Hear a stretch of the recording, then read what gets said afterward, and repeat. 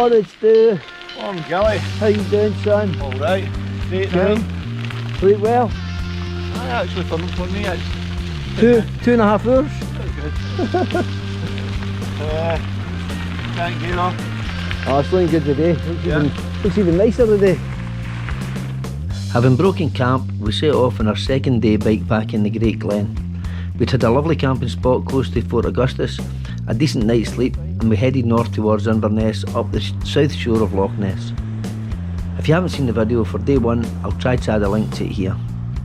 We stopped in at the petrol station to top up with water and pick up some provisions for the day before cycling along the most southerly point of Loch Ness. Our route for the second day was to follow the south shore of Loch Ness from Fort Augustus back up to Inverness. Very much like our first day, we didn't get much of a warm-up before we were into our first climb of the day. The view of Scotland from space quite distinctly shows the Great Glen.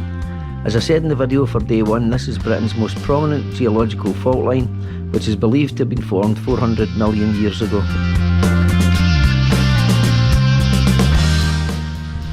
We've just come out of Fort Augustus into quite a climb, really steep climb.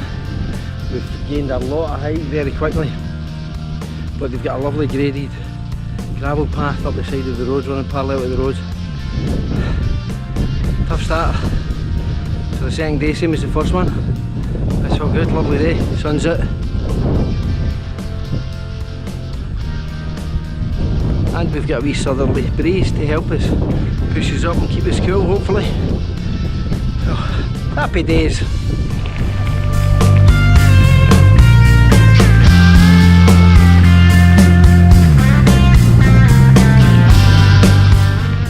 Chapeau to Cammy here, he's some man. While we were all blown out of our arses, he thankfully volunteered to drop back down the hill, having already climbed it, to allow me to get the drone shot of the climb. Not only that, but he even made it look effortless second time round.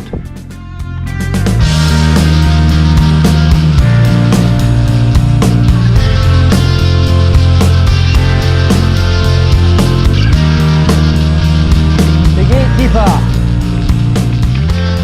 Many thanks, young man.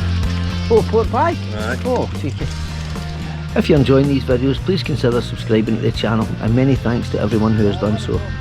If you'd like to follow any of the routes, you can access the GPX files by following me on Strava at Douglas Gilligan RACC.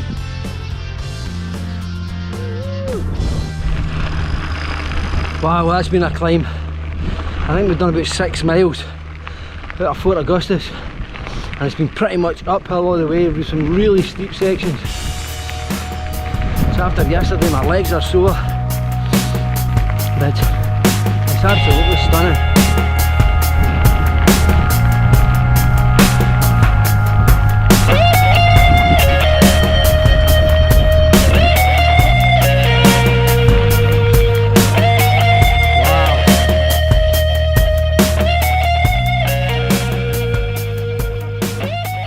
After around 6 or 7 miles, we dropped down to the quite spectacular Loch Tarff. This has to be one of the most stunning lochs I've seen in a long time, so much so that it almost made me forget the long climb we had completed to get there, and I would thoroughly recommend a visit to see it.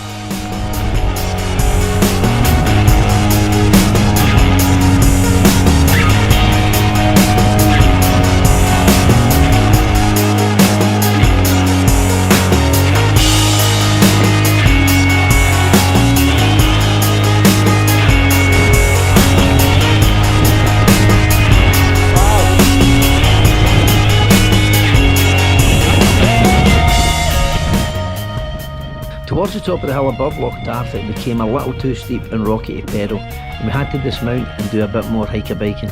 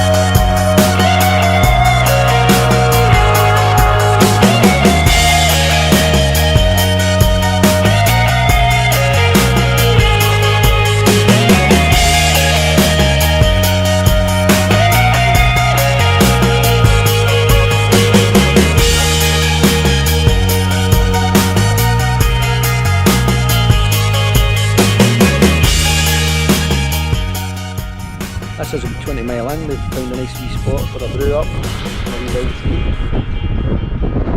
So to get started again, we've got about 20 miles to go. The second day's really tough, especially coming out of Fort Augustus. No, I think we did something like 2,000 feet of climbing in 9 miles. So it's a tough old day.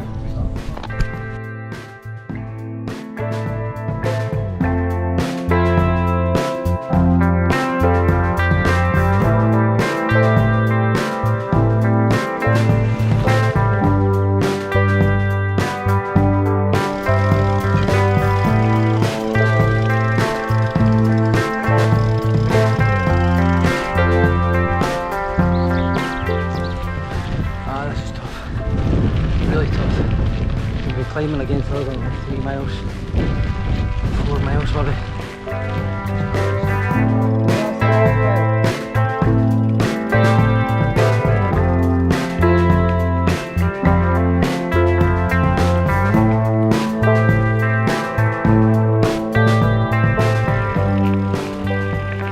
Not long after our stop, it was time to drop down towards Loch again on a very steep and loose track.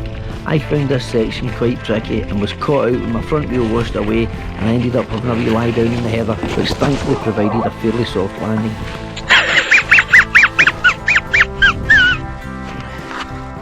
My tripster took a bit of a dunt and I had to straighten the saddle in one of the shifters.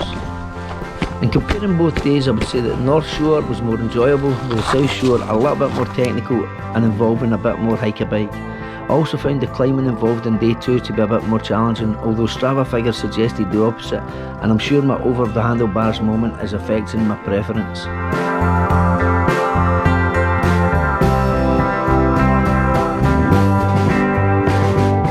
On your right moment is affecting my preference. Well done. No, nothing too. I don't know. Well done. I don't know how much you. As a preference. Well done.